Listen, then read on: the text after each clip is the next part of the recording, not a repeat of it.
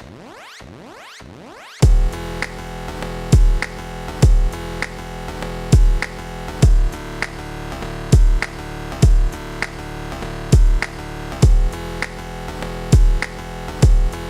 guys, and welcome to another segment of the Pondering Nerds podcast / show. Well, this is all the same thing, really. It's where you hear our beautiful voices. I am one of your hosts, / producer, Lance John, and with me today we have Nate Rowe. Yo.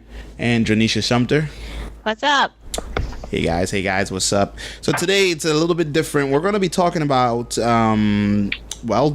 always talk about one topic in our segments, but this one is all about Destiny. And we got a cue. This is where you cue the lens flare and drums and explosions. And I think we will have something awesome. Right? Is that how it starts? I don't know. No, actually, I think the video starts. We were trying to do some scenic stuff. I'm not exactly sure where hers starts, but I know we were trying to get some. There is a lot of fighting. We actually did the final boss fight. Wow. For this video. So, nice. Spoiler alert. Let's go ahead and just say that to people. Spoiler alert. If you don't want to see the final boss, you haven't gotten there yet, go ahead and turn away now. But the video I think is our boss fight. So. Yeah, nice. in the Black Garden. Yep. Oh, okay. Yeah. Most of the stuff they're saying, I have no idea what they're talking about because I have not played this game. So, so I would be playing the dumb person, going into GameStop. What's this game about? Is it about picking candy? And no, it's not. Well, no. See, that's okay. The thing about Destiny, okay, let's go ahead and hash it out because there's some really, really good things going on, and there's some really things that both me and Joy, after hours and hours of play, are just dumbfounded as to why they're not a part of the game. There's some really good things about the game. It's it's a really good first-person shooter. It's got a lot of really good RPG elements to it.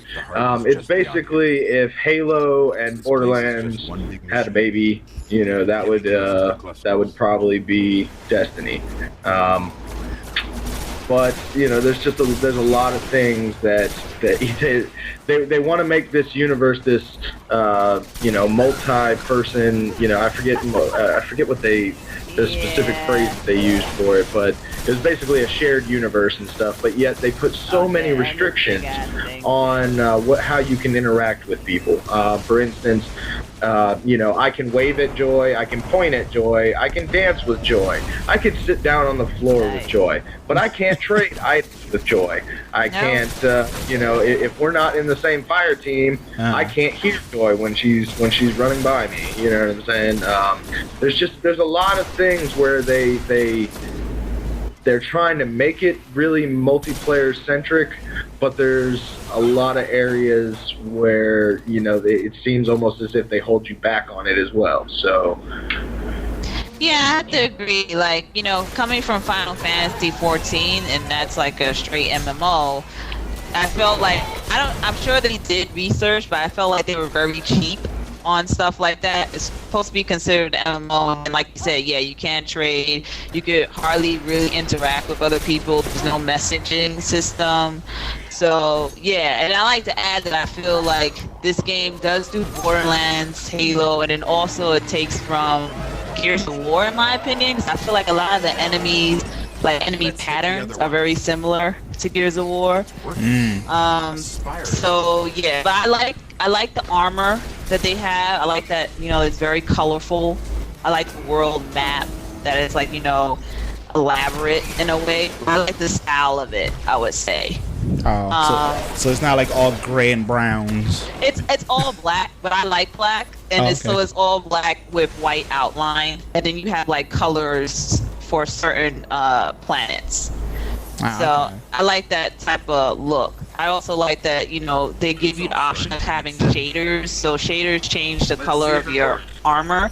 But I also feel like they were very cheap with that. It's kind of hard to get shaders. It's very expensive. And then also they're kind of rare. Like for me, I got like maybe 1 or 2 shaders from drops from I think strikes that I did or something. And I've done numerous strikes with Nate, and I've got like 1 or 2. Yeah, that's another thing that's kind of that we gripe about a lot. That the loot system seems very unbalanced. Yeah, it's very much a you can't even get excited. Like when you hit level 20, basically to get higher in level after 20, it's all based on your gear, and it's more specifically it's based on what's called the light stat on your gear, and the higher your light rating, the more the basically the higher level you are. The max level right now is 30, but the thing about it is once you hit 20, you can start getting these legendary engrams. The legendary engrams, though, sometimes you'll get them and you'll turn them into this cryptarch dude, and basically, for anybody who hasn't played Destiny, an engram is basically like a care package. You get this hidden item, and you got to take it to this dude to find out what it is. Well, you think it's going to be legendary, you think it's going to be something awesome, and it turns out to be something shitty as hell. Like, and I don't mean like maybe half the time. I mean like a good 75-80% of the time. It is you get 20 packages, at least 14, 15 of them. Well, no, that's a little more than. No, it's about 75. Okay, yeah. So yeah, about 14, 15 of them are going to be just rares, just nothing, stuff you'll just like dismantle immediately. You know what I mean? Yeah, and then yesterday what was frustrating is like I got a legendary, and then it could be a legendary for a different class. I'm like, that's totally a waste. Like, what the hell do I need with a legendary for a warlock class if I'm a hunter? So I gotta dismantle that, and it's so rare to get legendary. It's not like you just get them like they're handing them out. So it's just like a wasted opportunity for people to level up, and especially when you're grinding so hard to get these things. And then what I was thinking about too when we were playing the strike is like, why don't the bosses drop like legendary stuff when we beat them and you're like at level 20 strikes and stuff like that? He drops shit. He drops nothing. So that's actually a really big complaint amongst the community is that the bosses themselves don't drop shit. Like they'll drop what they call glimmer, which is the very most basic form of currency in the game. Okay. It's your dollars. They drop glimmer, and they drop this little these little items that you turn into the cryptarch that also get glimmer. So basically, they will never drop items. It's the random. See, and that's the thing about this. It's so unbalanced because me and Joy are both over level 20, but yet we'll go into a level 5 area and just non-stop kill stuff because everything in the game has the same drop chance rate. So it doesn't matter if you're fighting a level. There's no incentive really to play the harder stuff except for trying to, if you really want to get a team together to try and do raids or something like that. But see, that's another gripe I have is that when it comes to the matchmaking for raids, that it's non-existent. There is no matchmaking for the raids. If you don't have 6 highly geared friends going in with you, you're not going to be able to do it. Like, you're not going to be able to play it at all. The strike list playlist now, however, that one does have matchmaking, so you can totally go in with randoms if you don't have any friends online. Okay.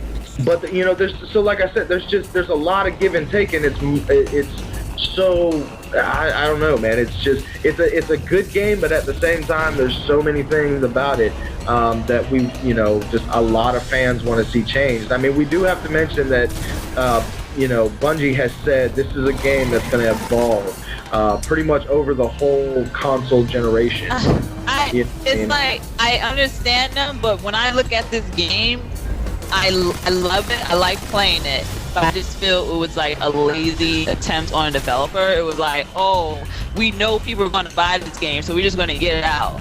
Because the no-skipping cutscenes is like my biggest gripe. This is a game that people are going to be playing repetitively to level up, and we can't skip cutscenes. It's like, who sat down and was like, this is okay? Yeah. It's not right. Yeah, it's one thing to make somebody play through something the first time to understand at least the story. Understand the story, even if they don't want to hear the story or whatever. But the second time, like you said, this is very much a game where they want you. The ability factor is where it's at. That they want you to grind. Exactly. And something like not being able to cut cutscenes, you would think that would be almost, just elementary to right, exactly. Nowadays, like people are not going to want to watch that every time. So yeah, you know that like gamers complain about that all the time. They do not want to keep like going through cutscenes. Like Final Fantasy 14 made like patches so that you could just make a check a checkbox in your UI to make sure that immediately when you go into a dungeon, if you've seen that scene already, it'll skip for you, so you don't have to keep pressing X. So it's still a relevant issue. That's why I just don't understand why they would even allow this to ship if cutscenes not being able to skip. And then like it's a short story too, and so it's like, who wants to keep seeing cutscenes? It's not like it's a long story, elaborate story. It's really short. Oh, yeah. Is this? One thing, I'm sorry. Go ahead. I was gonna ask, like, how many hours have you guys put in so far to even get to level 20? I don't even know if I want to put that on on recording. How many hours I've put into this game? It's literally ridiculous, man. Like I will say one thing that they did that I actually really appreciate is I really appreciate no microtransactions. This would have been a very, very easy platform for microtransactions to get people to buy guns, buy armor, buy Vanguard marks, buy reputation. You could literally, there's so many things on this game you could charge for, and I'm really glad that they wouldn't opt to take that route, you know what I mean? Not to say that it won't be implemented later, but as of right now, there is no type of microtransactions. I wouldn't mind if it's only implemented for aesthetic stuff. When it starts getting to skill-based stuff, that's when I get irritated for microtransactions. If you want to get a little puppy to run around with you in the game, I could care less. Like, that's your money. But once you start... puppy just turn into a god and kill all these puppies. Then I start getting irritated, because then it's like, okay, this guy is cheating because he's got a puppy that kill everything. Well, I gotta run around and shoot stuff. You know what I mean? Yeah, there's just a lot of things. I mean, there's a lot of things that are just, we find unbalanced. And I mean, they do say that they're going to be, developing over time. One thing that I talked to with my buddies, I talked about with my buddies today, I find it really weird. I don't know if either of y'all played Halo 4, but when Halo 4 came out, they did this thing where you had the Master Chief story, but then there was also this part to the game where you were your own Spartan, and you could get different gear, different weapons, and change up your style and armor and stuff. And each week there was new episodic, and I know for the first month it actually kind of struggled, but each week, after a while, it was episodic stuff every week. You were getting new missions, you were getting new story, and it was ultimately all building. The story each week was evolving. And, I really hope that they implement something like that into Destiny, because it had you looking forward to each week, like, oh, what's going to happen in the story this week, you know what I mean?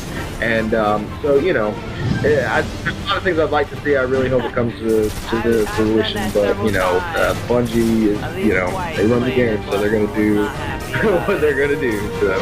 Yeah, I think they need to just like have more information in the game itself about content that they release. Like in Final Fantasy 14, like when you load it, there's a screen that shows you like, oh, this event is going on. Like I don't even know. I guess I'd have to log into their site to figure out what events are going on. Like I don't know what's going on.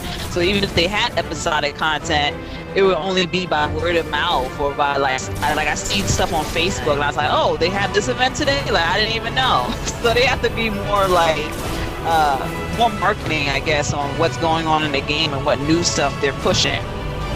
Well, they do a little bit to some degree. They when you log in for the first time on a day like today, if you haven't logged in yet, when you log in, they actually have an event going on right now called the Queen's Wrath. And when you log in, it'll say something to the effect of, hey, there's an event going on. But yeah, you're right. It doesn't really give you much direction as far as you go to this person for bounties or you go to this person for, whatever. Yeah. So, again, it's just, there's a lot of these things. There's just so many things. If Bungie sat us down in a room and was like, okay, hey, what do you guys want changed?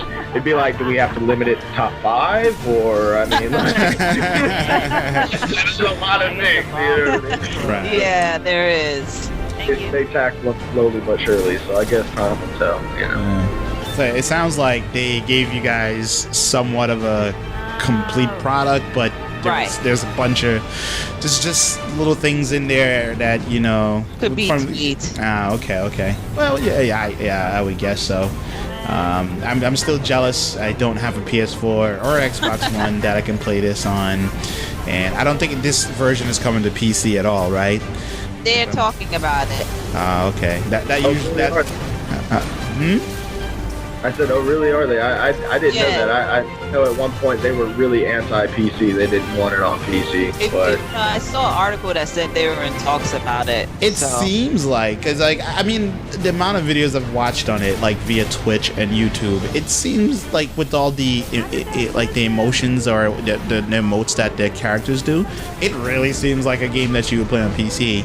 But I also see the part where it seems very suited for, you know, like, console controllers as well. But overall, you know, from what you guys are saying, you love it, but it's like that really hot girl or guy that you're dating, and you just love everything about them, but they're just so fucked up in this way.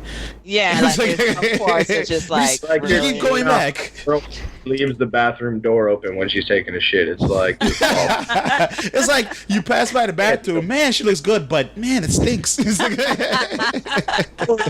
shut the door. Anyway, yeah, but that sounds like yeah, I think you guys gave a pretty good description of what the game is. I mean, I'm still probably gonna pick it up once I get a next gen of some sort of next gen console and see how that is. Right. I've been told to just get it on PS4 and don't even bother with Xbox. So and that you should. so, right. I most likely will probably pick it up. I'm picking up a PS4 probably this holiday season for myself. So small PS4 users. yeah, I like. Yeah, but that's about enough time that we have for you guys today. Please, you know, don't forget to look us up on Facebook. We have a Pondering Nerds group there that you can check out. It's open to the public, so feel free to join or just stalk us. It doesn't really matter. Nate likes it when you stalk him a little bit. He, you know, just give him like phantom likes. He'd be like, "What?" Oh, but you know, we also have a fan page on Facebook, just Pondering Nerds Show, and we're also on iTunes. Just look for Pondering Nerds Podcast, so you can check out all our past shows in audio format only. And for anything that's, you know, you want to keep up with us, you can find all the information on, like, you know, ponderingnerds.com. And yeah, we love you for listening, and I hope you guys enjoyed the segment, and see you next time. Later, guys. Later. Peace.